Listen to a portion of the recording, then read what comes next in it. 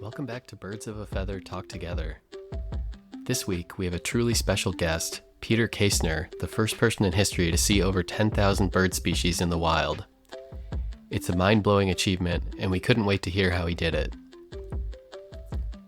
Peter took us on an unforgettable journey through his life as a birder and how his career as a diplomat allowed him to travel the globe. He shared incredible stories, like birding in Colombia during the height of Pablo Escobar's power, and even discovering a new species. His passion, humor, and humility made him such a joy to record with. Honestly, we were having so much fun, none of us wanted the conversation to end.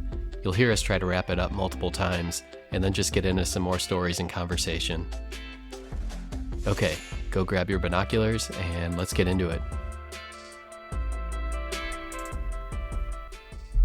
Well, Peter, we're really excited to have you on. So thank you so much for joining us. And basically, all of our episodes are about different birds, and a lot of them we just kind of cover like a different bird, and we'll just do one episode where we focus on a bird, and we do both local and birds from all over. So I know Jack Turner introduced us, and we had Jack on to talk about osprey like a year ago. And so when Jack emailed and connected us, we were so thrilled that you were going to come on. So thanks a lot for joining us. My Just pleasure. wanted to say how My excited we are. I love doing these things. And so I think, you've had a career, that has spanned for so long. And I know that your actual career itself has given you the opportunity to see a lot of these birds. But just wanted to go back to kind of how it all started. And I mean, as a child, you were into birding as well, it sounded like, and this has always kind of been something. If you look at my eBird profile page, there's a photograph of me. It's the earliest picture I have. Actually, I have couple of pictures around the same time of me birding at about age 4. And the interesting thing is I don't have a spark bird, but my older brother, who is 8 years older than I, saw a vermilion flycatcher, and that was his spark bird. And at that time, I was only 2, so I really didn't know my thumb from my index finger at that point, although the thumb probably tasted better. But eventually, as I became more prescient and grew up, and around 4 or 5 years old, I started birding because my older brother was birding, and he was sort of the role model for the family in a lot of different ways, and still is a great guy. And we're planning a trip to Brazil this fall. We try to get out almost every year to do a special birding trip for the two of us. I had read today, I listened to a podcast interview you had done, bucket list birding. You had done an interview with them. Is that with, what's that guy's name? The Swedish guy in Peru? Yes, the Swedish guy in Peru, yes. Gunnar Engblom? Gunnar, Yes. yes. Yes. Gunnar. And you had talked about your brother worked for McCormick and was a spice trader. Yes, he was a spice buyer for McCormick, and it was great. He did like 250 business trips, and he lived near Baltimore. McCormick Spice headquarters, their global headquarters, is a third of a mile from my house. And Hank would go off on these trips and then come back. And he would always hand type up a list of all the birds he saw and where he saw them. And it would say, business trip to Java, or business trip to Sri Lanka, or business trip to Mexico. And he actually still has all these. He's put them into eBird. But he did something like 250 of these business trips. And every one of them has a bird list associated with it. That is awesome. Reading about you so reminded me of John's family and John's father. I didn't have a spark bird. I didn't even know until recently that there were such things as spark birds. I didn't grow up bird watching or looking at birds. I was just a weird kid who liked to be outside. But John's family, it's like he belongs to you guys. That's great. I think we overlapped with one another sometime in the late 1980s. You down in Manaus, Brazil, that you might have come by the minimum critical size of ecosystems project at some point. It's possible. I worked in Washington, and it was the early 1990s, 80s. Gosh. I could be wrong about this, but 88 to 90, I was in Bogota. Okay. The 88 to 90 was Bogota. So before that, I was in Washington, but I don't remember I may have gone to Brazil on business and gone up to Manaus. In fact, it's very possible I did. I have a picture of an antpitta, variegated antpitta. Yeah, that's actually one of the birds. I remember I was trying to get, there's a tower, and I was wanted to be at the tower at dawn, so I was walking through the forest by myself in the middle of the night, around 4 a.m. or something, and I spotted the antpitta sleeping over top of the trail, and I took a photograph of it. It's one of the very few photographs from that era that I still have. Wow, that's a small world, isn't it? Yeah, it is. I went to an event last night at my wife is a Maryland master naturalist, and she volunteers at the local state park, the Oregon Ridge. And we were over there, and the guy sitting next to me introduced himself, and it turns out he played lacrosse with my father. Oh. Or his father wow. played lacrosse with my father. I mean, just crazy the connections. It's wonderful. That is so cool. When you've traveled as much as you have, Peter, too, the world's a lot smaller, I'm sure. Yeah. It really you is. probably have stories all over. Yeah. I've been to so many places and so many times. Someone asked me how many times I've been to Colombia. I think I've been to Colombia, apart from living there for 2 years. I think I've had another 10 trips back to Colombia.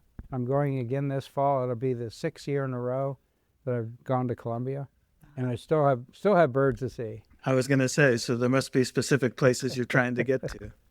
Yes, there's one really important one. Actually, a couple of important ones.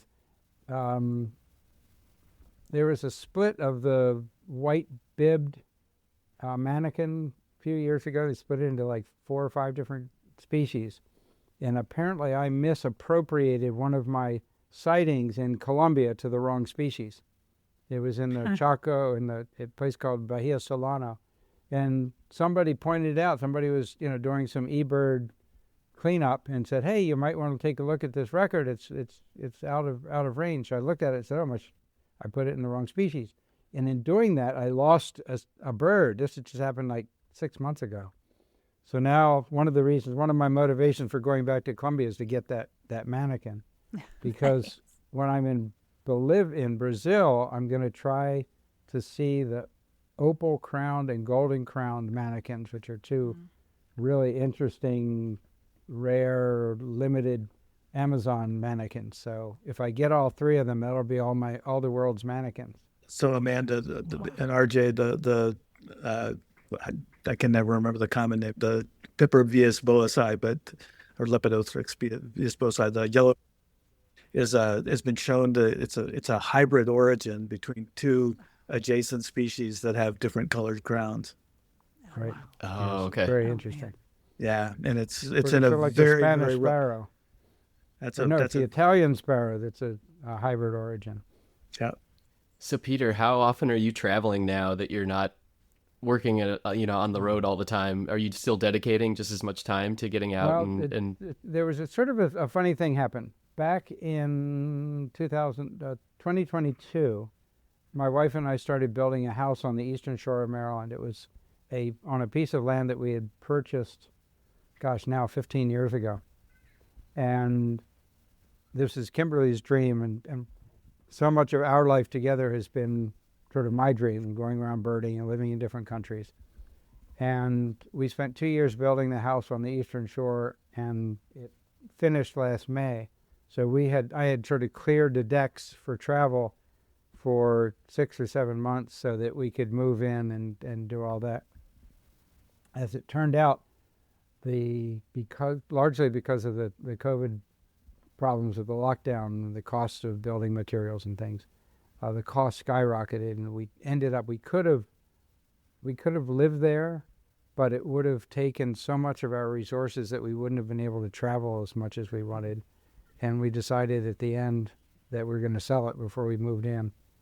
And we didn't make a profit on it, but we got most of our money back. But now we can travel. And the other thing is, last November, I developed something called a macular hole in my left eye. So I had eye surgery in November.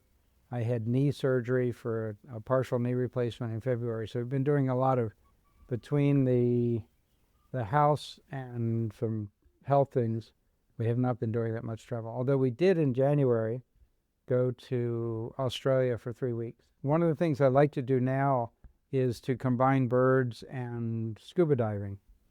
Of course, now I'm listing on fish too, so, which is interesting. Wow. Something that Phoebe Snetzinger did before she passed away. She started counting reef fish. So anyway, we were there. I got 10 lifers in Australia, which is not too bad, sort of par for the course. I lived in Papua New Guinea and used to go to Australia regularly. And because of that, there are not a whole lot of birds, apart from grass wrens. Kind of need a lot of grass wrens. It's funny. I feel like with what you do, you need your eyes and your knees. So it's kind of like you're in prep mode right now. Yeah, and it's interesting. I was really quite scared about the macular hole. The maculum is the part of the eye that is like dead center. So it's the most acute part. And when you're looking at a small bird up in a tree, that is the thing that doesn't work. And the surgery was very successful. And one of the downsides of the surgery, no, not downsides, one of the after effects is that it creates a cataract in the eye. So I had cataract surgery in March, and now I have perfect vision in both eyes. So no more glasses, I have reading glasses I need, but it really, in the end, it turned out great. And it was funny because last night at the event at the Oregon Ridge Nature Center, there was a robin sitting up, maybe 60, 70 meters away, and I was sort of looking at it with my bad eye and trying to see if I could get the robin in the point where there's no sight. And there is a tiny, tiny little one, but it's almost imperceptible now. It's very, very hard to get something small enough that it disappears. So I'm very, very happy. Great. That's wonderful. Yeah. That's much too long. I hope we've got like 3 weeks to do this interview because we haven't even started talking about birds yet. Of course, you can always edit all this stuff out. There's a lot of interesting things about you beyond birds. Mm-hmm. Yes. So I've the idea that I love that you went to Cornell thinking you were going to to get your degree in ornithology and decided the better way to see birds was to have a different career. A career that would have you traveling all over the world. Did your family travel before you did that? Where did the travel bite you? Where did that come from? That's an interesting part. My oldest brother saw his spark bird in Chapultepec Park in Mexico City. Because my maternal grandfather had a career mostly living and working in overseas in Latin America. He worked for some sort of an agricultural development bank. And so there was that part of it. But my mother died when I was 5. So, and I had almost no contact with my maternal grandparents shortly after she passed away. It was sort of an odd family dynamic. But I think the real thing for me was a family moved to Baltimore named the Beasleys. It was Dr. Billy Rogers Beasley. And Dr. Beasley had recently been in Life magazine. He was the medical director of the Frontier Nursing Service, which is a midwifery school in eastern Kentucky. And the midwives there would travel around in the hollers of eastern Kentucky on horseback. And it was, this is back in the 1960s. It was like, the sort of the 19th century medicine. And Dr. Beasley was going to India in 1967 to take the birth control pill there. And he had to get, in order to qualify under Indian regulations, he had to have a degree in public health. So he came to Hopkins to get a degree in public health for 2 years. And his youngest son, Battle Beasley, was my best friend in 7th and 8th grade. And then when it came time to go to India, Battle said, I really don't want to go to India. And his father said, we can take a friend along. So I was the chosen one. And it was a really, really transitional time for me. I went from being a horrible student to a good student. I went from being sort of not antisocial, but not terribly popular to be sort of the life of the party. And it was a crazy year. It was a crazy year. And it really, I think that affected me. That year affected me more than anything because I was living overseas. And Dr. Beasley was a great guy. There's a hospital not too far from where we live called Softer John Government Hospital. We would volunteer there on Saturday mornings cleaning syringes and needles. Oh, goodness. Actually getting needles that had been in somebody's body and cleaning them out and autoclaving them to be put into somebody else's body, if you can imagine something like that. And these little, 14-year-old kids are handling these sharp needles. We had no protection or anything. I mean, it's a wonder we all didn't get hepatitis or AIDS or something. It's nuts. But that's the kind of guy that Dr. Beasley was, and he was a very committed individual, and a lot of the things that we did were very cultural and very, very growing. I mean, we did a lot of things that sort of put us outside of our 14-year-old kid doesn't want to spend Saturday morning cleaning syringes in a government hospital, I can tell you that. But we did, and we're better for it. And do you remember some of the birds from there?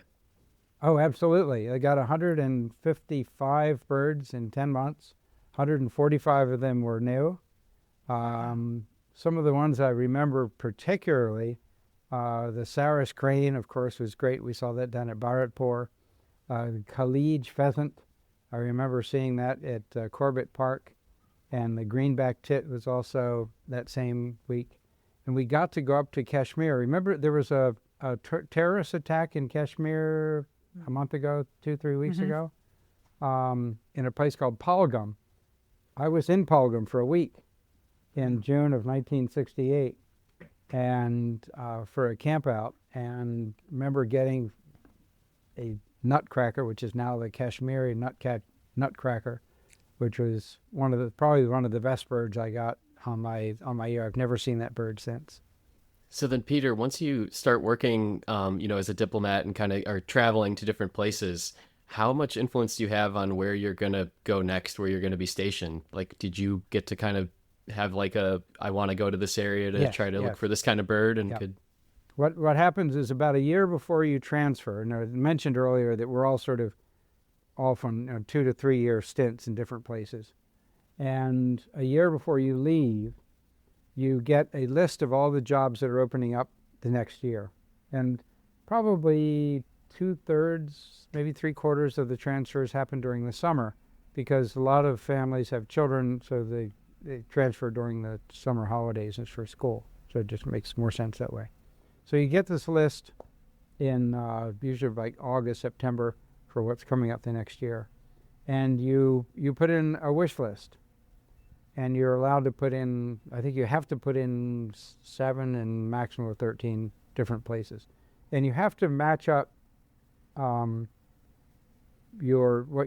kind of work you do, and also the level that you are. For in the government you have GS 5, 6, 7, all different levels. So you have to get a job that's in your specialty and at your rank and a place where you want to go. And I mean, there's some places that are so bad they only have 1 year assignments. So every year they come up on the list. Places like Port-au-Prince, Haiti, Islamabad, all the places in Kabul, in Afghanistan, to rest in peace, Iraq, places like that. And what happened is that most diplomats are not really interested in going to places like Papua New Guinea and Malaysia and Brazil and Colombia. Kimberly and I went to Colombia shortly after we were married, and they actually held a job for her as she applied to get in the Foreign Service as a computer specialist, because at that point it was the most dangerous place in the world, and nobody wanted to go there.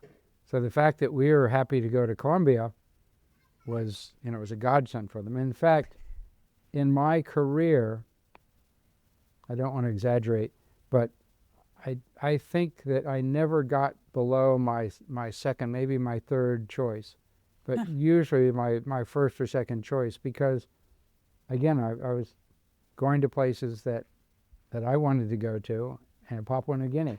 How many people want to go to Papua New Guinea? But God, I had a great birding. I mean, he doesn't get any better than that. And, you know, to live in a place for a couple of years, you know, get to go out and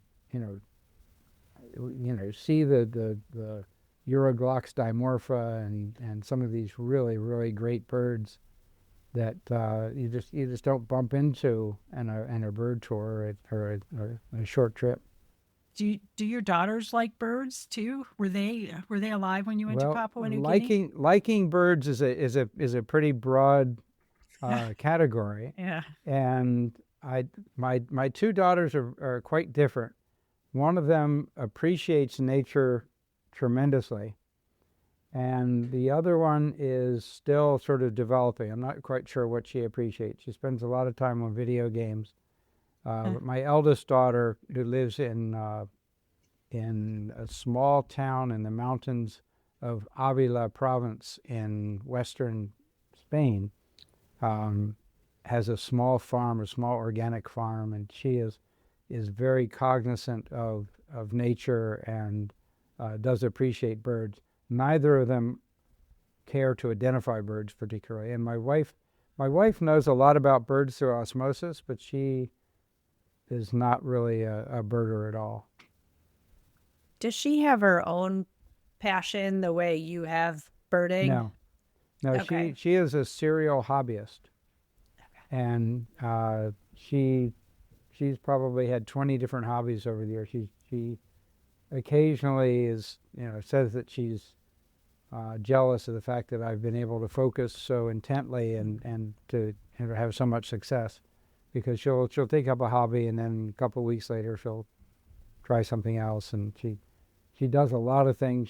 She's actually played musical instruments in orchestras overseas, and she does some pretty nice watercolors and stuff, but she's never really focused just not her personality. Yeah. I have enough focus to last for not only this family but the whole block, I think. So I wanted you to talk a little bit too about sort of the evolution of the tools of the trade. So, oh my goodness. Yeah, I mean, when you started, field guides weren't what they are today, and Sure. Certainly bird tours didn't exist. And are any of you guys members of the American Birding Association? So my brother is on the board now. I have. Okay. Yeah, I used to be a member. 50 years ago, Stuart Keith wrote an article about the state of international birding. 25 years ago, Phoebe Snetzinger wrote an update to that. And just a couple of days ago, my 50-year update was just published. Oh, cool. Oh, wow. We knew Stuart Keith. We met him in New York City. He's a really interesting guy. Oh, cool. Oh, cool. Oh, cool. And it's a very long article, and it talks all about sort of how birding has changed over the years and sort of my ideas of where it's going in the future. But it's night and day. It used to be in an old boys club, and if a great example, when I was at Cornell, I'm a horribly competitive person, and I was sort of looking at the people who had seen 4,000 and 5,000 birds. Oh my gosh, I could never do that. But maybe what I could do is be the first person to see all the bird families. So I made a goal to see all the bird families. And as I was getting close to the end, I needed to see some birds in South America. I needed the trumpeters, the sharpbill, which is lumped, although I think it might be split out again. And the last one was the conopophages, the gnat eaters. And to get the information, I wrote to Bob Ridgely. Bob Ridgely gave me some very good information. Of course, all in typing the letters and stuff to each other. And, if I had not known Bob Ridgely, seeing those birds would have been very difficult, been a very different story. Of course, now, several things have happened. One is that you've had this extraordinary development of local guides and local expertise. So there are very few places in the world where there are not really competent local birders that could take you out and show you the birds that you need. And I think that's probably the best and the most monumental change in the last 50 years. And a lot of that is based on eBird and other various citizen science databases that allow people to learn about bird distribution and see the fantastic photographs, even if you don't have a book. If you've got a phone, I've got, I think, 6,000 birds for Merlin on my phone right now. The information is there for anybody. There are wonderful, wonderful local people to help you. I just got a message from Diego Calderon in Colombia because he's got the sooty-capped puffbird, which is one of the birds that I need to see. I need 2 puffbirds in the world. That's one of them. The other one is a chestnut-headed nunlet, and the chestnut-headed nunlet which I dipped years ago, is now being seen fairly easily. So I'm hoping to get both. So I'm trying to clean up the manakins and the puffbirds on this trip. Nice. Should be nice. You see where my mind goes on this. I was going to Peter, say, when Peter. You say, go ahead, RJ. I was just going to say, how aware are you of what you still haven't seen, what you have seen? If someone rattles off a bird, do you know right away, oh yeah, I saw that at this place this year? Let me answer that in a different way. I've often wondered if I was given a very large notebook and a pen and asked to write down every bird that I've seen, how many I could do. And I've never tried it. It would take a long, long time to do. Or even if I sat down and typed it on a computer. I don't know. I think there are 2 sides of that. And when you have language, you have different kinds of vocabulary. You have active vocabulary and you have passive vocabulary. So if somebody says, "Have I seen Reiser's tyrannulet?" I would say, yes, I know, because I remember seeing Reiser's tyrannulet in northeastern Paraguay in 1993. And the reason I remember it is that I've seen Reiser's tyrannulet twice, and both times I got botflies. So Reiser's tyrannulet and botflies have some sort of an ecological harmony that I don't understand. So anyway, but if I were writing, if I had to come up with a list of all the birds, and I'm going through the tyrannulets, I'm not sure I would have remembered every single one of them. The active vocabulary versus the passive. If somebody says, have you seen the Chirigabete emerald? I'd say, no, I haven't been out to the Chirigabete mountains yet to see it. So the ones I haven't seen are probably more prominent in my mind than the ones I have seen, because there's just so many. I mean, 10,000 birds is a lot. But at the other hand, if I'm going through a book, going back to this active passive thing, if I see a list of them, I could probably come down to maybe 99.9% correct in which ones I've seen and which ones I haven't. Maybe even more, maybe 99.99. And then you get to things like Rufous antpitta, and it may be a little harder to deal with the fact that it was split into 16 species. Oh, wow. Oh, no, within 5 months, I had gone down to South America and gotten all the ones that had been split out that I hadn't seen. Oh, that's awesome. That's so cool. Including the Ayacucho one, which is in a very dicey area. And the Puno, I think I was only the second person to see a Puno antpitta, which is a fantastic thing. It's just on the Bolivian-Peruvian border. But it turns out if you go to the right spot, it's not that hard, but nobody had ever gone down there because it wasn't considered a species. I'm a big fan of splitting, not only to get me more species, which is kind of obvious, but in terms of conservation, once a bird is a species, and it goes for any organism, then people are more aware of it. People will seek it out. You'll learn more about where it lives and how it lives. And if there are conservation issues, they'll become known much more likely. And it's another tick. All right, along those lines. So have you seen Willard's City Boo Boo? Of course.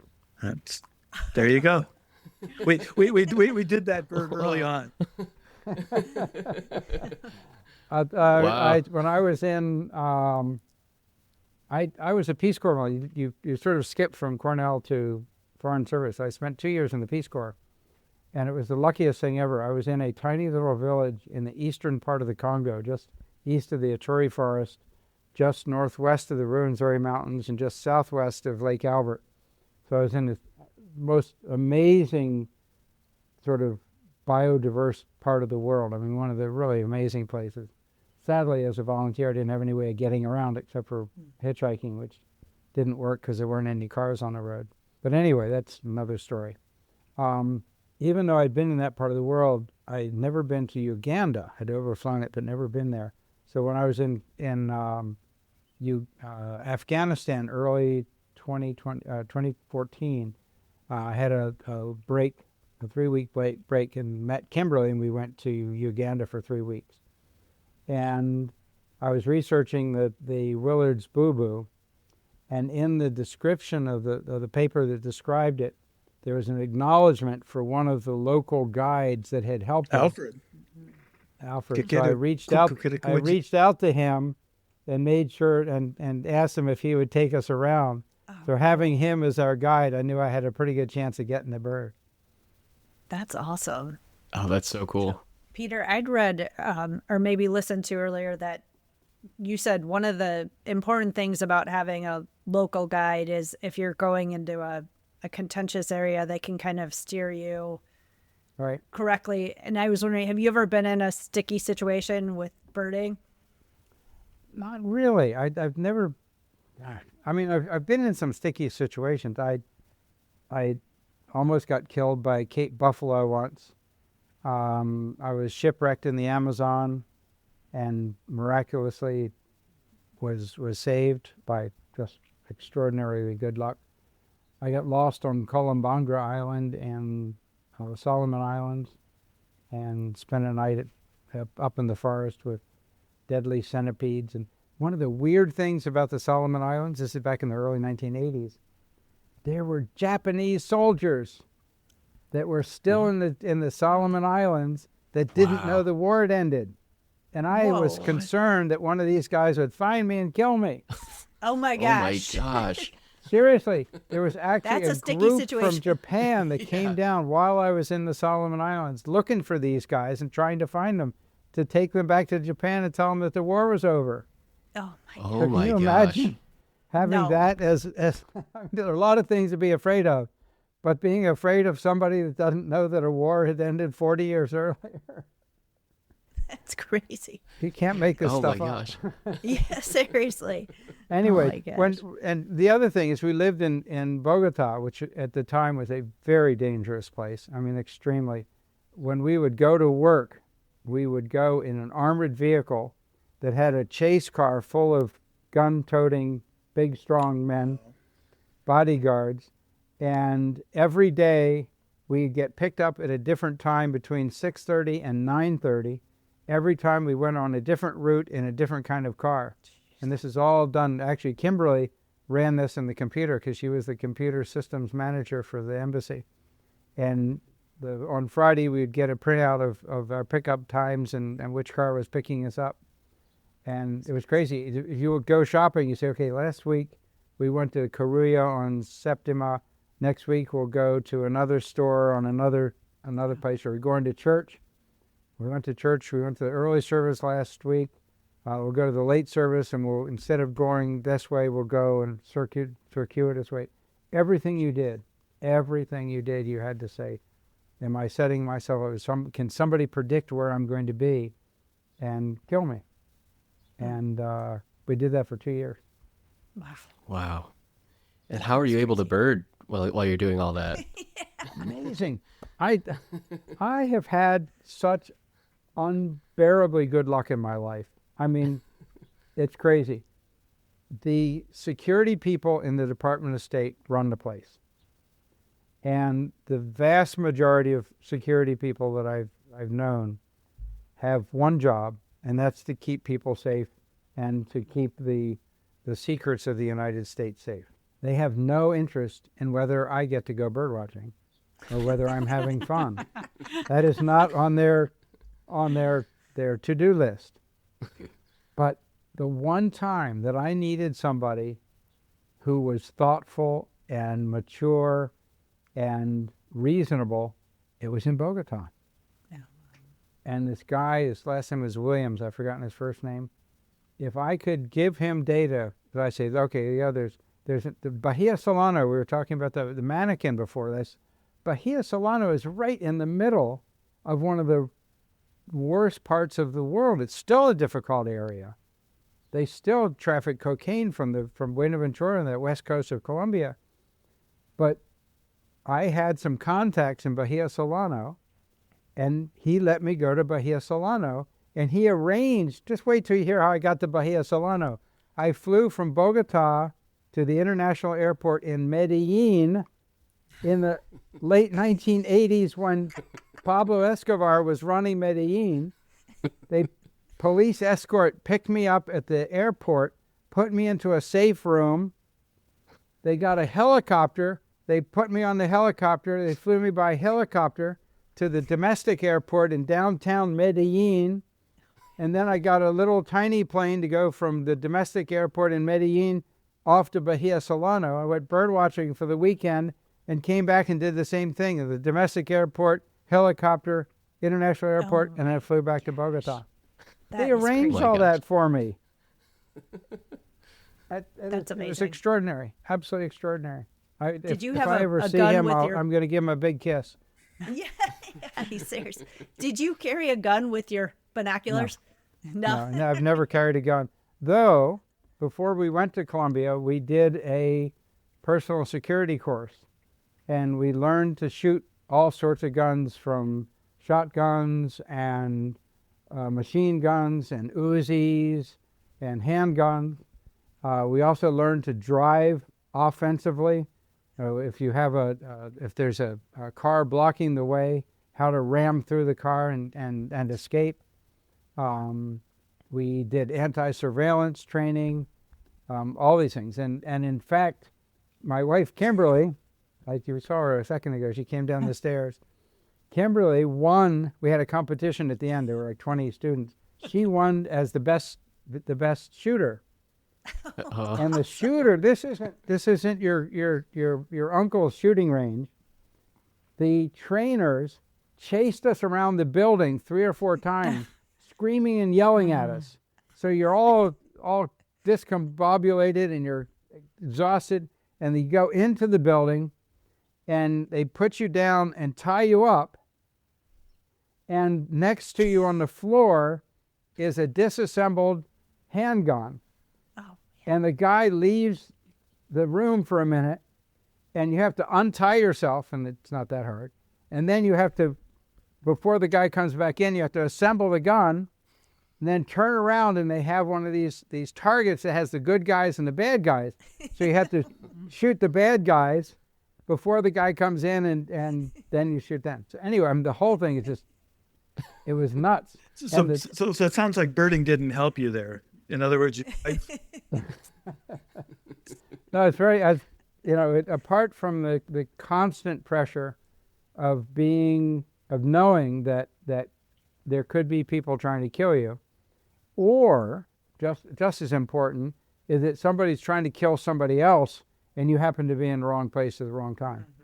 We heard several explosions, maybe 5 or 6 explosions in the 2 years that we were there, including a massive explosion. They tried the DAS, Departamento Administrativo de Seguridad, just sort of the FBI equivalent. Their headquarters was bombed, and fortunately it didn't, the entire building didn't go down, but hundreds of people were killed. Yeah. And it was, I don't know, maybe 5 miles from the embassy, and the whole embassy shook when that bomb went off. It was crazy. Awful. So you Anyway, clearly, we were going to talk about birds. yeah. Now I'm getting back to birds. You clearly grew up. We could always do another one later and talk about. We could talk about the Yeah. Cundinamarca antpitta all day. There we go. Oh yeah. Oh, cool. So you clearly grew up interested in listing birds and in counting them, like almost like little kid Yes, joy. definitely. But at some point, it had to have translated into not just wanting to see things, but wanting to know more about them. So how did that transition occur? And so if you see something now that you didn't know about, do you automatically go look things up about birds, or do you ever go to the museums and ask to see them close up before you actually go somewhere? Nowadays, I don't. I have in the past, but 40 years ago, Bruce Beeler was a good friend of mine, and he let me in the Smithsonian. When I was at Cornell, one of the jobs I had was as a curation assistant at the vertebrate collection. So I made study skins and sorted out things in the museum. So I'm very comfortable in a museum setting. But very few times where I've needed to go in and look at specimens. Or I remember seeing a rare thrush in Southeast Asia. So I went and looked at the skins to be able to see what I had seen. But there are sort of stories from like the 1970s where somebody going off to South America would go and study all the skins and try to figure out how to tell all the triangulates and things like that. I never did that to that extent. Although I must say, Hank and I went to Ecuador in 1973, I think it was, and our field guide was Deshaunessy's Birds of South America, with these little tiny, just like 379, but lighter on the back and shorter tailed or something. It was very interesting. I remember vividly, we were in southwestern Ecuador in the dry country, and we had seen a necklace spinetail, and we were going through all the spine. We knew it was a spinetail. We were going through all the descriptions of the spinetails, and we finally get to the necklace spinetail description. It like popped off the screen. Here it is. It's an endemic in southwest southwest Ecuador. So it was a really neat moment to have something so obvious and so clear when identifying things was just such a challenge, considering the information that we had. That's what you took, John, right? Yep.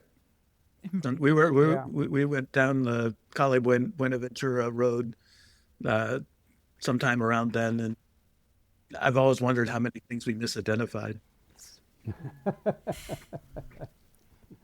Yeah, my brother and I were in Ecuador for, I think it was about 8 days, just about a week, maybe a little more, and saw 169 species. Oh, wow. So it gives you an idea. I mean, you can get 169 species in a morning in a lot of places now in Ecuador. So, yeah, no, it's changed dramatically. But to answer your question, Shannon, I think I've always had a curiosity about birds. It's sort of the biology of birds, their behavior. Of course, taxonomy has always been interesting because as a lister, it's sort of the basic. And June 10th, it's coming soon. You all know what that is? No, what's June 10th? John, you know what June 10th is, don't you? No, what is June 10th? June 10th. Oh, my God. Don't know. Oh, no. We're embarrassed. Is it? You know what the WAGAC is? Working Group on Avian Checklists. Oh, brother. They are promulgating the new AVI list on June 10th. That's Don't get me started. Harmony will finally be with us. No. no, it won't. The opposite? Yeah, the opposite of harmony. For a week until they have time to go through it. Yeah. There's no harmony that ever comes from the actions of that committee. Never. Well, ever. You'll probably, Peter, you'll probably appreciate. I mean, my feeling is that now that Cornell, once they bought the birds of the world data, basically became the overall arbiter of all of this, which is fine. Yeah. Do you really you don't think that that the David Donskers and the Lee Chrysalises of the world are marginalized? Yeah, I think they are. Yeah, and all right. but so Shannon and I we're willing to accept the idea that there might be 20,000 species of birds. So there's a lot of work. Firmly in my brain, and it's not in my heart because I have evidence, I firmly believe there's at least 20,000 species of birds. Well, it wouldn't surprise me at all. As long as they all are reproductively isolated, then oh no, we don't. Do we have to do fine, that? fine with me. This is going to go off the rails. Yeah. I don't Peter, know. can you tell us? I want to get us back on the rails. Peter, can you tell us a little bit about the bird you discovered? Oh my goodness, it's a great bird. It's it's. I remember my wife when our first daughter was born. I have a picture of it somewhere. When my first daughter was born, my wife told somebody, said, everybody says that their child is beautiful, but my child really is beautiful. And when my eldest daughter came out of the birth canal, it was not a pretty sight. And it took my wife something like 30 years to realize that. And now she remembers having told people how beautiful her baby was, when really her baby looked like it had been run over by a tractor. And it really is funny. So I obviously cannot have a fair assessment of the Cundinamarca Growleria Kaestneri, since it has my name. But finding the bird was an extraordinary experience, and part of it was, if you sort of compare this with Bob Ridgely finding the Hokotoko ant pitter, which is sort of two big Growleria discoveries that happened around the same time. Bob heard the call, recorded it, played it, and the bird popped up. I heard the call, and I recorded it, and I played it, and it got a little bit closer, and I recorded a little better, and I recorded it. And after about 40 minutes, 40, it started calling from the other side of the road. So I crawled up into the cloud forest, into a tiny little clearing, and played it again and played it again. And eventually the bird popped up on a log, and I saw it and realized. And it was because and it was weird because I'm not a great ear birder. I think that, I don't know, there was something that was driving me to make sure I saw that bird, even though I didn't know that it had to be new. I just knew it was something I didn't know. And it could have been a Colombian bird that the call I didn't know. It wasn't like, Ted Parker would say, oh yeah, well that was, or Paul Koopmans heard an Elenia and said, oh, that's a different species. He knew that was different. That's not me. But for some reason, I stuck with it for 45 minutes and eventually saw the bird. And that initial encounter is in eBird. I put it on an eBird checklist, and you actually can hear my very. I consider myself a scientist at heart, and it's a very non-emotional description of the bird. I'm not. Oh wow! I got it. It was just the bird. It has streaking on the breast and it's gray on brown on the back. It was a very sort of just the facts, ma'am, kind of a description. But it's in eBird now, which is kind of fun. We watched a YouTube video today, Peter, of you going back and seeing to that same site. Remember that. I was just going to mention that. Going back and seeing it after 30-some years was, I think, even more emotional than discovering it in the first place. It was amazing. It was absolutely amazing when that bird popped up at the feeder in the Sendero Herrera. It was so there's incredible. It's changed dramatically. with the, Yes. you were mentioning the value of Absolutely. and what's happened, Amanda and RJ, is that the locals have realized that you can feed mealworms, and the ant pittas will literally come out. So these birds that you can spend hours listening to a bird call close to you and never get a look at it, now suddenly come out in these lodges across the Andes. It's just incredible. Yep. And they're Oh, starting wow. to feed tapaculos now. It's crazy. Not Well, that not that it would help Antennas. identify them once they Yeah, come I'm going to out. say seeing them doesn't help you. You can ask it for a bit of DNA and you'll be able to tell what it is. But Let's see Maybe. what valley are we in? Yeah, no, it's crazy. And the whole feeding, which started the guy named Angel Paz in western Mexico, Ecuador, gosh, must be almost 25 years ago now, really revolutionized it. And when I was in Colombia back in 1988 to 90, I must have seen, I don't know, almost 10 different species of ant pittas, but all of them were the hard way. And now people can go, and Hank and I were there. I think we got 19 species of ant pittas Wow. in 2 weeks in Whoa. Colombia a couple of years ago. And it's just, we taped in 3 of them, I think, 4 of them. And so I'm still pretty good at taping. I remember we were down in the lowlands of western Colombia. Gosh, what's the name of that place? San Cipriano.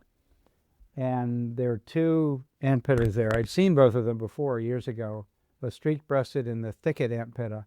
And the thicket ant pitta, nobody ever sees it. And the local guide says, oh, nobody ever sees the thicket ant pitta. I said, sounds like a challenge to me. So those guys went, my brother and the local guide went ahead, and I went down, crawled around inside the bushes. And after about 20 minutes, I got a great look at it, got a nice photograph of it. And I showed the local guide the photo, and he couldn't believe it. So it's nice to know I still have some of the old skills left, but you need to be able to, spend time inside the thicket, getting massacred by bugs and mosquitoes and everything else. And So have you basically taught yourself to use the camera? what do you mean? Just in terms of, you take a lot of photographs of things that are hard to photograph. I always say, like, Yeah, I just I document just got things. funny you should mention that. I just got a new camera. This is my latest camera I just got for Father's Day come birthday. I haven't used it yet, but I don't take pictures seriously. I take record shots, and the record shots for me are as much anything because I have the honor and the ability to go to places and see birds that are not often seen. So, very often the birds that I am photographing have been photographed either never or very, very few times. At one point, I came back from a trip to Micronesia, and I think 15 birds in the eBird landing pages in eBird, 15 of those species were my photographs. Oh. Now more people have gone to some of those islands and seen some of the birds. I still have about 10 or 12 birds that my photo is the best one in eBird, which is a pretty low bar. so what's the most important bird for you next? What is it that you want to see next? That's a good question. My my dream bird, which I probably will never see, is Afropavo congensis, the Congo peacock. I get I don't believe that. I think You actually don't believe believe what? what? I don't That believe I want to see it, or no, that I'll never have I'll bet you never see have a it. chance. I'll bet you'll see it. It's a chance. That's a chance. This is the only African relative of the peacocks, and it's in the eastern part of the Congo Basin.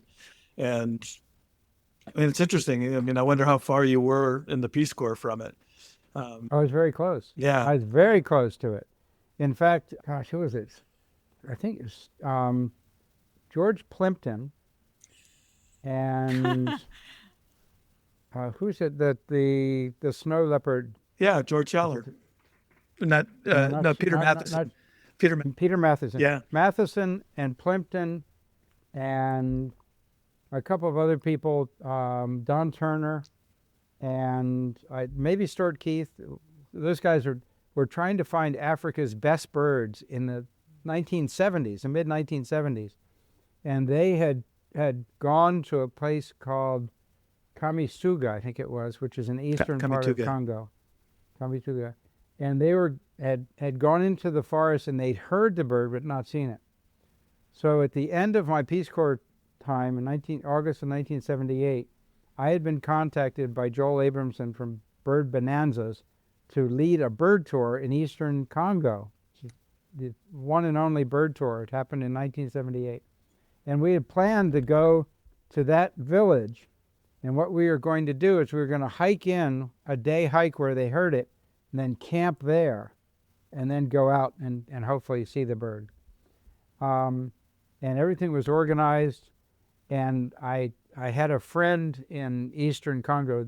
There are no facilities there, so everything has to be done by knowing somebody. And I knew a friend who had an airplane, and the pilot overflew the airstrip at Kamituga, and a small aircraft had landed there the week before, had hit the mud and flipped over and was upside down in the middle of the runway. Oh my gosh. And he said we couldn't go. So we canceled the trip at the last minute. So that's as close as I've ever come to the Congo peacock. And there have been 2 bird quest tours there that have seen birds roosting. And with the new infrared cameras, I think seeing it wouldn't be that hard. The biggest problem is just getting there and going to a safe area. Another amazing coincidence, I was a volunteer in a tiny town called Nyankunde, which is, again, southwest of Lake Albert, northwest of Rio Nzores. And the woman who preceded me in that little village was also a biologist, and she married a guy who is studying, what is he studying? Okapis or something. And she has spent her whole life living in the Ituri forest. Teresa Hart? Teresa, yeah. Yeah, Teresa Hart. Teresa. Teresa and John. Teresa. Yep, I know. Teresa was the Peace Corps volunteer who was in my village. And she had a camera trap, which I think the photo is in eBird, a color camera trap of Afro Pavo. So yeah, no, I haven't forgotten. Someday it may happen.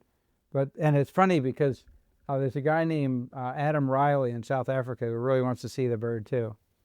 And at one point we were trying to sort of put together something through Teresa, but hasn't happened yet. Someday.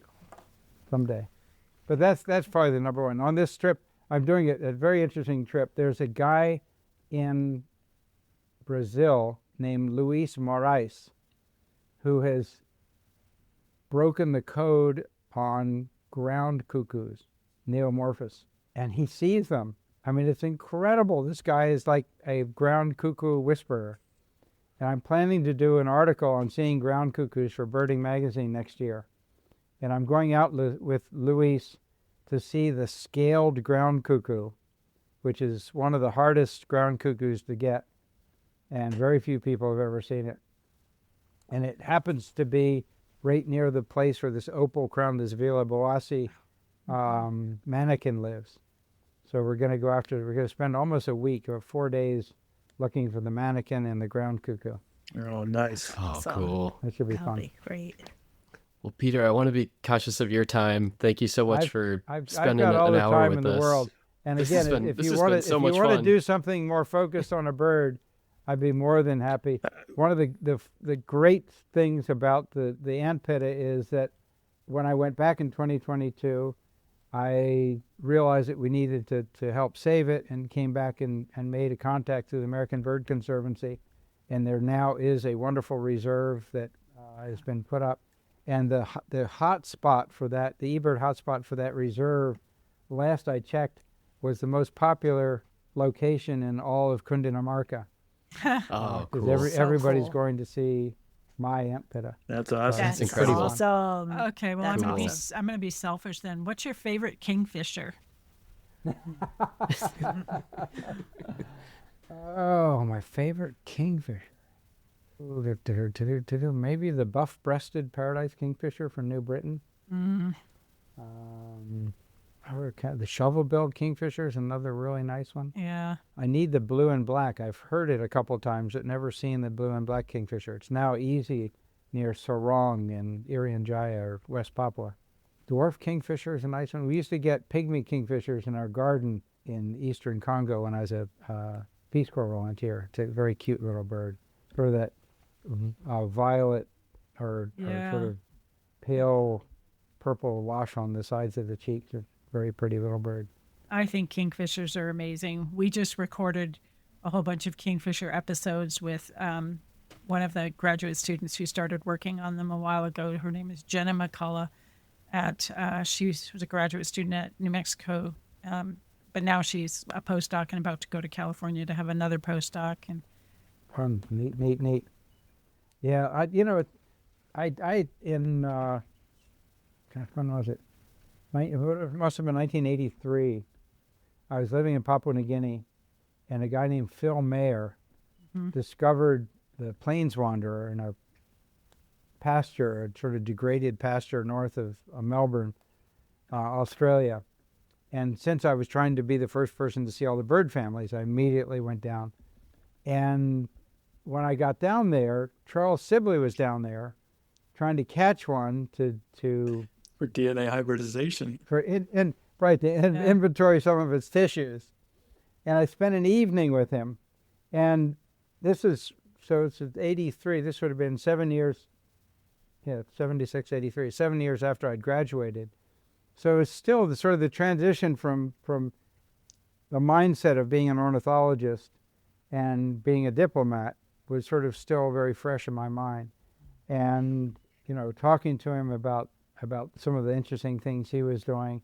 And if I had been an ornithologist, I probably would have gone to Yale, because I have a particular interest in sort of the biochemical basis for evolution. And of course, back in the early 1970s, that was a real nascent field, and it's developed and evolved so much over time. But that's probably what I would have done. And spending an evening with him was a lot of fun. And in the end, I think I'm pretty sure I made the right decision. But I start thinking about studying things and getting to know them and learning novel things and discovering, I don't want to say truths, but discovering new things about the world is something that harmonizes a lot with my personality. It's something that that's why I always tell maybe I can still do people, it. I always tell people we have the best jobs in the world. When our son was little, he said, "Mommy, what grade are you in?" And I counted it up. It was like grade 22 or some ridiculous number like that. And he goes, "Well, I'll never be a scientist." And I'm like, "No, Pete, I have the best job in the world. I get to go to work every day and I get to learn things. Not only do I learn things I didn't know, I get to learn things nobody knew." I mean, that's just the idea that we use specimens collected 150 years ago and we can read their entire genomes now. I mean, that's magic. It is incredible. Absolutely incredible. Thank God for foot pads. Exactly.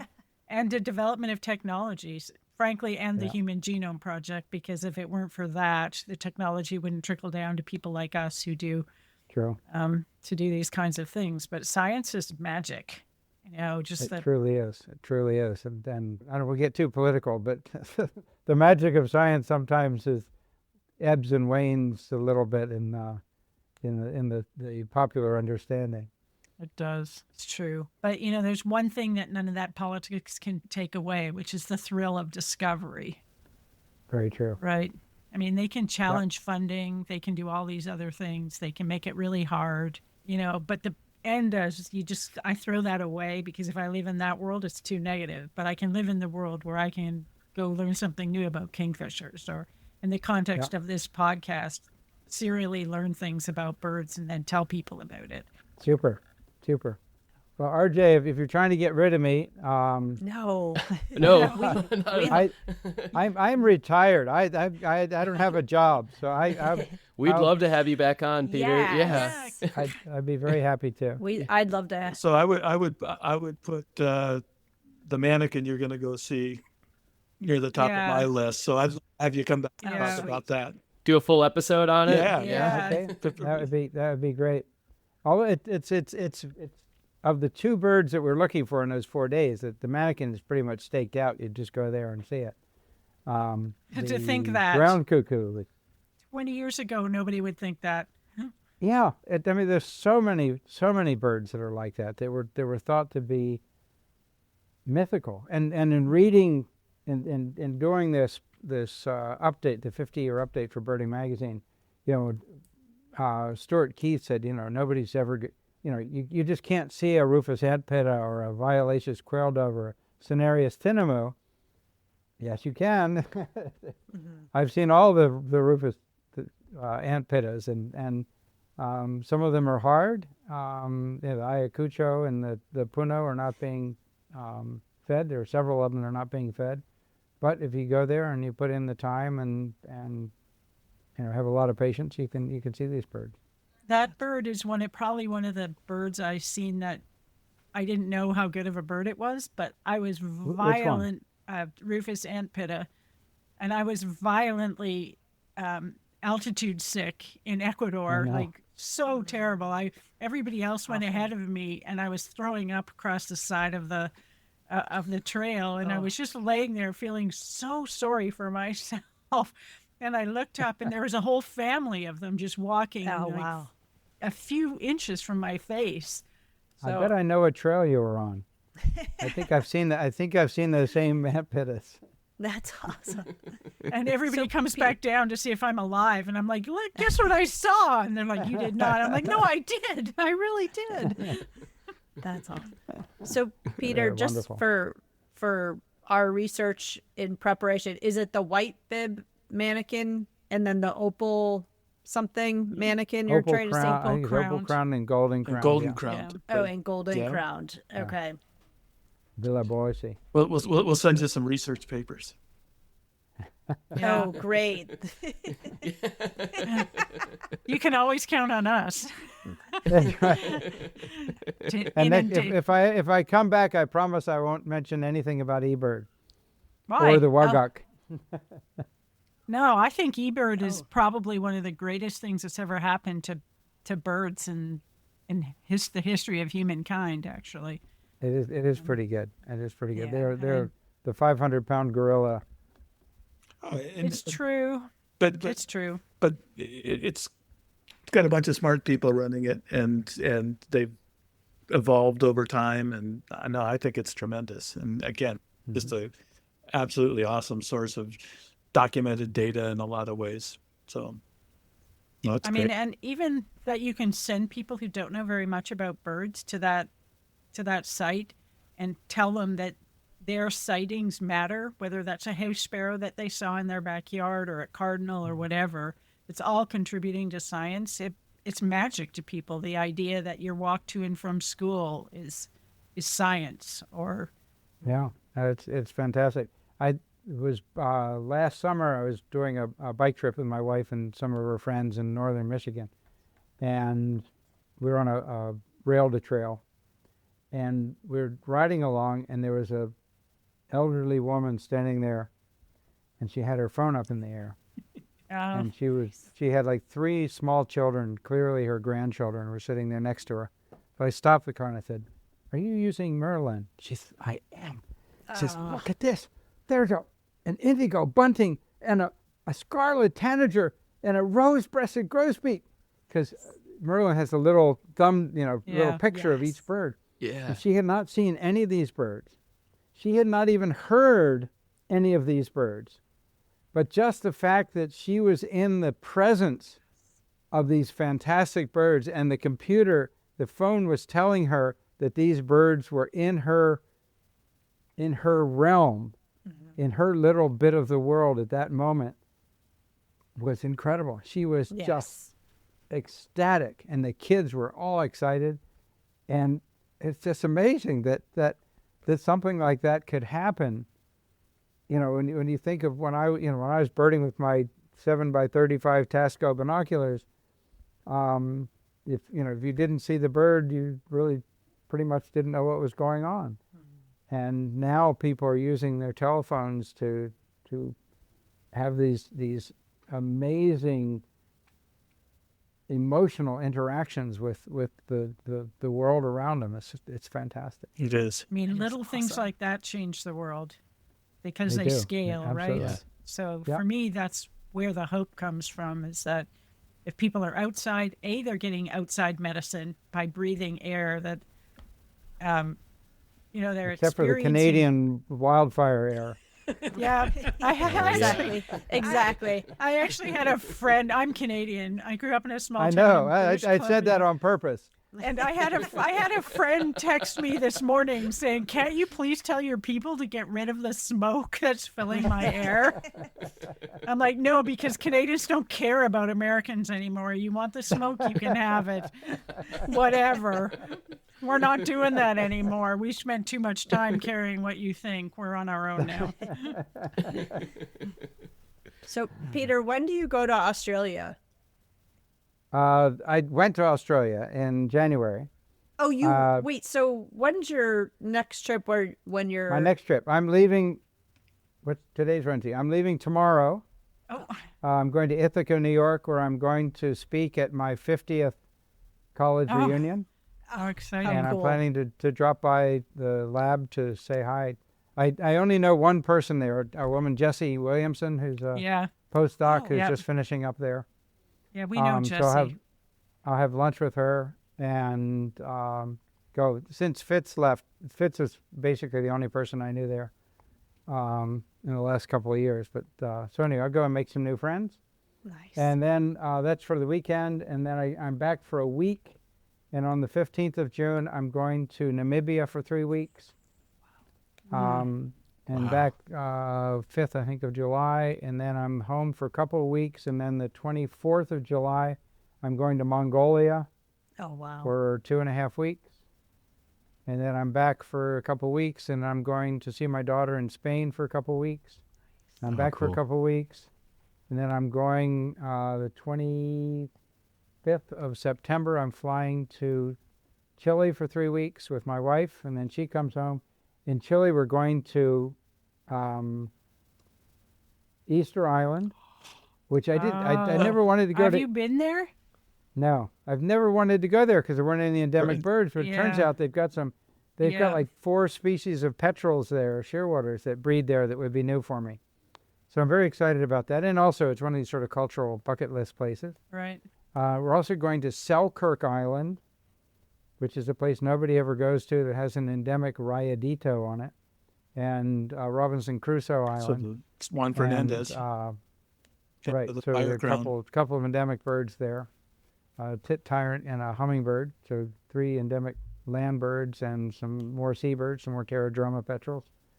And then I'm going up to northern Chile to clean up some things I need. There's a wood star and a cronebill up there.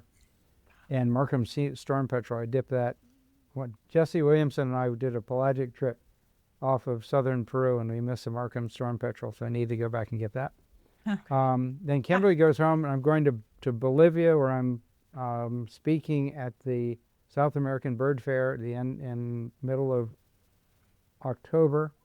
And then I'm going to Colombia the end of October, and I'm doing a 10-day trip around Bolivia to do a cleanup. I went there with Paul Koopmans years ago.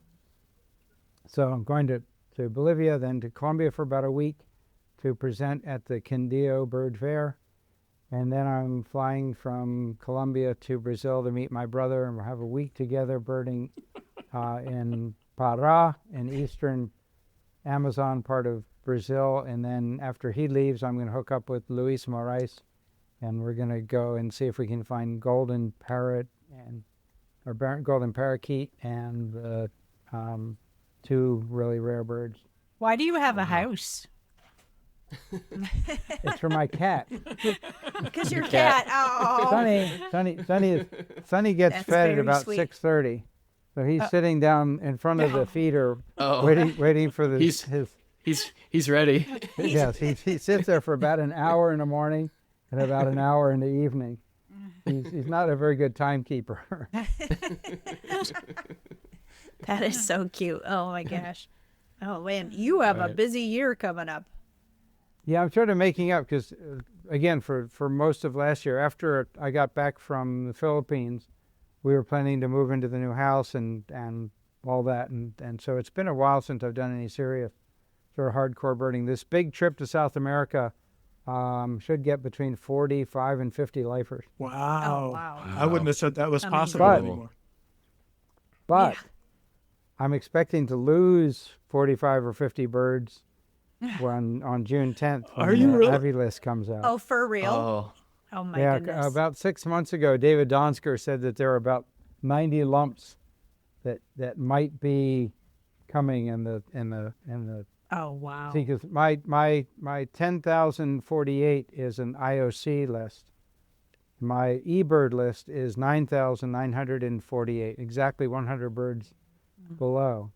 So assuming that the two lists are going to meet somewhere in the middle, So- it depends on where that middle is. So what you're saying is, I'm thinking it sounds like you can go over 10,000 multiple times here in the coming years. What an opportunity! Maybe not multiple times, but certainly I think that doing it twice could be a real possibility. Wow. A wow. real possibility, and I'm Wow. looking forward to it. If I lose 55 birds next Tuesday, I'm not going to cry. I'll Yeah. just start planning how I'm going to get to 10,000. You'll get them. Yeah. Yeah. Yeah. Oh my gosh. Oh, I'm so glad we got to talk to you. Oh sure, yeah. Yeah. No, the numbers. I am very much a rules guy, and back in the day, people would go out on a bird tour, and the guides always say, "Oh, this one's a split," or "This one's a split," and people come back from bird tours and have all these crazy birds on their list. I go by whatever the list is. For a long time, back in the early '70s, there were 3 lists. One of them was a guy named Buck Edwards down at Sweetbriar College in Virginia. Did one of the very first ones, a tiny little coded 8,600 birds, and a tiny little book like that. And about the same time, '74, the American Museum of Natural History did a list that was for museums, and it was a crazy list. It just had the Latin names of each bird, and I loved it. That was my list. And the reason I loved it is it had a reference in the back, and every bird had a reference. Most of them were the Peters list. And then if it was different from the Peters list, then it would say, for example, I remember Hall's babbler was described after the Peters list, and it actually had the BBOC citation for when and where that bird was described. I love that. I love the accountability. I love the fact that every single bird was listed and every bird was accounted for. So I used the American Museum of Natural History list for a long, long time. I didn't like the Clements list because it wasn't authoritative. It wasn't, it was just some guy sort of making it up.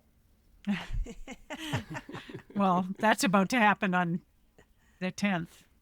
A bunch of June guys 10th. making it up. Well, see, but no, there's a difference between a guy making it up and a bunch of guys making it up. Yeah. I Okay. hear ya. That's One true. is a singular and one is plural. There we go. Yeah. Collusion is powerful, though. True. We've all been on committees. Yes. Yeah. Uh-oh, I feel like we But need to again, end it's this better- before we it's go off better the than rails one again. person making it up. Because It's sort of like, making up health policy when one person who spends a lot of time looking at YouTube videos yes, it does. deciding what is good and bad for the public health. Right. Well- Oh, exactly. Yeah. Exactly. I can tell you Not that to mention any names. I've been asked to marry a whole bunch of people if it were illegal in Canada and take them across the border so they can get vaccinations next year. I was just in Canada a couple weeks ago and had a wonderful time. We're out in the Okanagan Valley. Oh, Delightful people out there. Everybody was very, very nice to us. I have a lot of and the- family that lives there. And the birds in the Okanagan are wonderful. I had been out there years ago in the late 1980s, I was in Brazil. I was also in Vancouver doing concert. We were installing visa software in embassies and consulates around the world. You And went I had with a Dick weekend in- Cannings, right? Dick Cannings. Cannings, that's him. Yes, Yeah. Dick Canning. I worked for him a super long time ago, making. What a gem of a human being he is. Yeah, he and his brother were I always. hope you haven't had any bad run-ins with him. No, I was worked on extraordinarily impressed. I worked on the breeding bird atlas of birds of British Columbia when I was a kid. Right. Drawing maps, and they have museum in Victoria has a giant card catalog of breeding birds, nests that are described, and so I went through the nest collections to look at timing and places of breeding birds and Fun. I did that as a kid, sending nest records and looking. We used to have a long stick with a little mirror on it, so you could look and see if there are any eggs in the. Of course, if it was a mourning dove, you just have to look through the bottom of the nest because you could see the egg. Yes. We've talked about that. Yeah. So true. So true. Oh, I gosh. want to Yeah. know if maybe you are more connected. I want to know if the Guam kingfisher eggs hatched into babies and how those babies are doing. Do you have any idea? No idea. No. I've seen Guam kingfishers in the wild, but I don't know anything about their. I assume is it the Smithsonian? It's just No, they were. It's a nature conservancy. This isn't the one where they've transported it out to an To Palm- atoll. Yeah, Yeah. you're Those, right. okay. Palmyra, Yeah, yeah. So they put Palmyra, 9 yeah. birds out there, and it turns out there's Right. multiple nests and they're breeding, and there were Oh, eggs good. that were sighted at the end of March, but I can't find any information on whether the Yeah, I eggs hatched. apart from hearing that they'd gone out there, I hadn't heard any updates to that. But that is exciting. But then again, since I've seen the bird in the wild, it's less exciting for me. if they stay on Palmyra for long enough, there'll be another species out there. That's true. Yeah, another Oh, there we go. 150,000 years or so. It might not take that long. There were only 9 of them to start. They'll evolve quickly. What do they call it? We call that a evolutionary bottleneck. Yeah, that's a pretty severe one. Oh. More questions. I've got answers. I was gonna say, RJ, should we?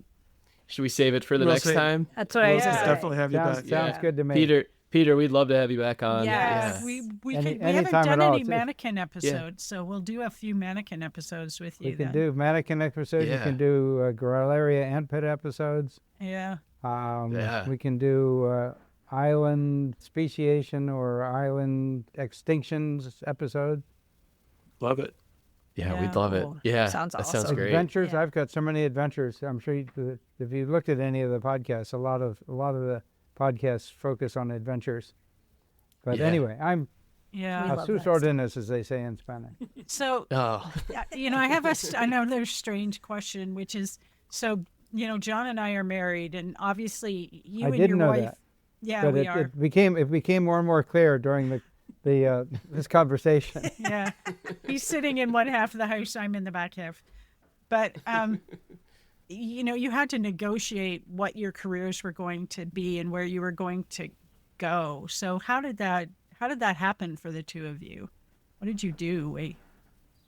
Well, I was very fortunate to marry somebody that was working in computers and was willing to travel around the world doing computer work in U.S. embassies.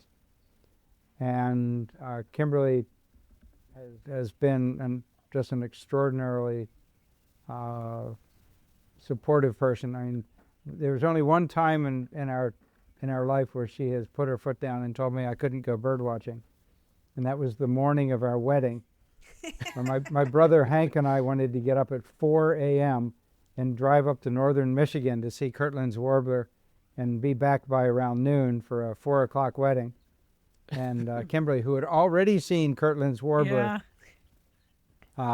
said nope. No. But she has always been, just super, super supportive. So in a lot of ways, and when I had mentioned before about bidding in the Foreign Service for onward assignments.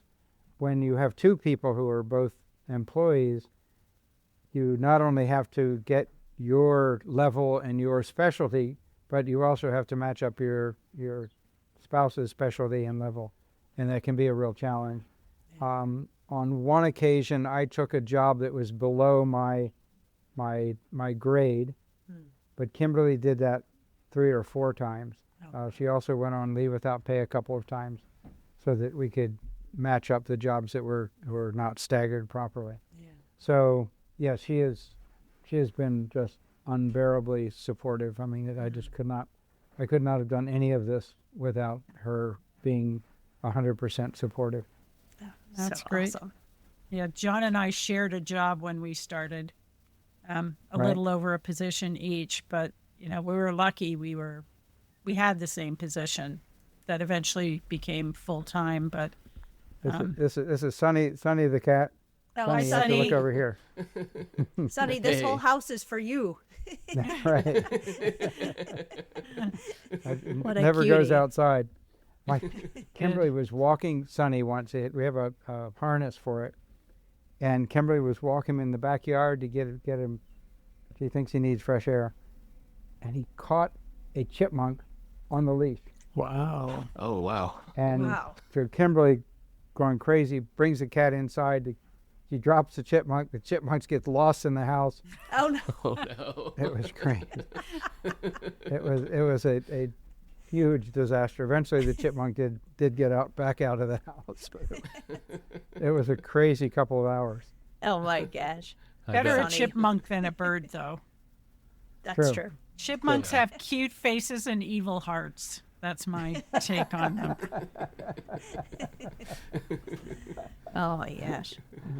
Well, this has been an absolute delight for me. You guys, it's so much fun to get crazy questions, to get sort of scientific questions. I love this format, and if there's any way that I can help out in the future, I'm delighted to come back, talk about anything you all like. We'll do that. Love Thanks that. so Thank much, you Peter. so much. Yeah. Can't Thank wait you so to much have for you coming back. on. Yeah, Yeah. we'll definitely have you back. Yeah. Yeah. Amanda and This RJ was don't awesome. know what Pipirilus boisé is, so they're about to. I'll have to look it up. Yeah. It is Peter, one of Well, the this hopefully, was- hopefully I'll get a picture of it. yeah, it's one of the Yes. one of Yeah. the coolest birds. Mannequins in general are pretty cool. Oh, Yeah. Cool. some of the things they do, my goodness gracious.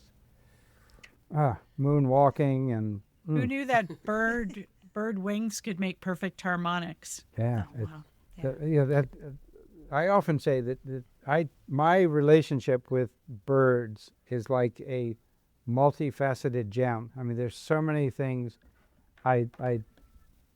Having intended to be an ornithologist and studying ornithology as an undergraduate, I have a tremendous interest in the science of birds, behavior of birds, distribution of birds, taxonomy of birds. But I used to, we lived in Frankfurt, and I'd walk to work every morning, and there was an a very old cemetery, and I'd always duck into the cemetery and walk through the cemetery and then walk back out. And there was a European robin that sang probably 10 months out of the year in that cemetery. And every time I would hear that little creature singing, I'd stop and wonder of the beauty of it and the amazing sound that came out of that tiny creature. And I mean, to see birds flying, I saw a roadkill alpine swift once in South Africa, and it was Oh. so sad to see this bird not killed. It actually had a broken wing, and there was nothing I could do about it. And it was just such an amazing. It's one thing to hold a study skin of a swift, but to actually have a living, breathing creature that flies 10 months of the year without stopping, that flies almost 100 miles an hour in a straight line. And it's just such an extraordinary, I mean, there are just so many, the beauty of the birds of paradise and the different fabulous things that birds do, and the beauty and the amazing things. My God, bar-tailed godwits flying to New Zealand. New Zealand nonstop. Oh, wow. Or redneck phalaropes. I just learned this redneck phalaropes in northern Europe winter in the eastern Pacific. They fly to Africa, and then they take a right turn and fly across the Atlantic, across Central America, into the Pacific, and then down off of the coast of Peru. Oh my gosh. Jeez. Unbelievable. The stuff, it's, I could spend 5 or 6 lifetimes enjoying so many different aspects of birds. It's incredible. Yeah. It's incredible. Yeah. All right. Well, you've got a hungry cat. He's given up. He went upstairs. He's looking for chipmunks. He's looking He for his spends, mom. he spends a lot of time by the back door. We've got a porch sort of like yours, but we're just in a little townhouse, so it's just a tiny little deck off the back, and we've got some feeders there. We've got bluebirds nesting in our backyard. Wow. Oh, Which nice. is it's How 20 by nice. 20 feet. Oh, I don't And have there's bluebirds. there's no open space. A couple of bluebirds showed up in the early spring. I said, "Gosh, what happens if I got a bluebird house?" So I went out and quick and bought one, put it up on the fence, and they're on their second brood already. Oh my gosh, wow. how How cool is exciting. that? That's awesome. Good Oh, job. man. Oh. That's amazing. And here I am in love with my house sparrows. I don't have. And how I love how- bluebirds. That's You awesome. know, one of the fantastic things about house sparrows is the way that when the males molt, and the throat feathers have a pale edge on it that wears off over time, and then they don't have to have a secondary molt to have their beautiful black throat when they want to be handsome and impress the female. Every time I see a male, I say, how the feathers on the throat doing? I mean, I love house sparrows. They're great. That's so cool. I fell in love with them during the pandemic when we couldn't go anywhere. So I decided I should be able to identify them as individuals because I spent so much time with them. And it turns out if you spend enough time with them, you can. There That's are great. individual differences. You do get to learn them. That's neat. And now it's so That's There's so wonderful. many of them. They're so deafening. We have to can't have the windows open when we're doing things like this because it can't hear anything. That's just house sparrows, house sparrows, house sparrows. And now baby great. starlings. So Yeah, I'm not quite as enamored with starlings, although there I'm not were either. there's some very pretty starlings on our feeder a couple of days ago. We never get them. I called out to Kimberly. I said, "Kimberly, there's some beautiful birds back here." And she came back and said, "They're just starling." I said, well, "Look at them. Look at that beautiful gloss, the purple and the blue-green. They're really quite nice looking but They are. they're evil. And they don't belong here." let's just say your bluebirds don't like them very much. No. Although somebody told me that house wrens Oh yes. are lethal to bluebirds too. Yeah. Oh. House Yeah, wrens I mean- are surprisingly brutal. Violent. Yes. Yeah, no, it's kind of hard to, they're such pretty, and such a pretty little voice. It's hard to sort of put them in the category of lethality. Yeah. Well, They're tough. better guard your bluebird eggs because Yeah, they're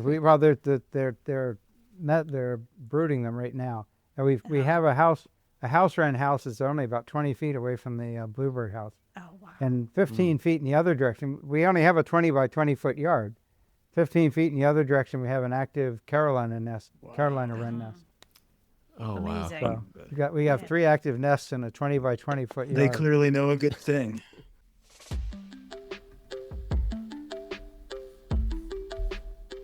Thanks everyone for listening. That was so much fun. We can't wait to have Peter back on. Also, we just wanted to give a shout out to all of our listeners and thank you for continuing to enjoy our show. It's because of you that we get to talk to these amazing guests, so we just want to say how important you all are to all of us and how much we appreciate you. Reminder, if you have a question for us, you can reach us at podcast.birdsofafeather@gmail.com. We love you all and see you all next week with a brand new episode.